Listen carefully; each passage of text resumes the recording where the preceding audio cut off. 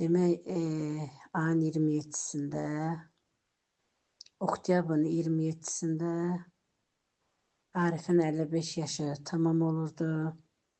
Mənim hissəyimlə Arif adına İmişli rayonu Arif Allahverdiyev adına məktəbdə 55 şəhidin adına ağac əkmə kampaniyası elədük və mən Elmarımın da orada adına ağac əkməyi nail oldum. Onun şəkili ilə, onun adına olan meyvə ağacı əkildi. Sağ olsun məktəbimizin direktoru da mənə razılıq verdi və Elmarın şəklini çıxartdırıb, Elmarın özü bar verə bilmədi, toy görmədi, oğul qız sahibi olmadı, amma inşallah ümmana onun adına əkilən ağac bar verər, inşallah.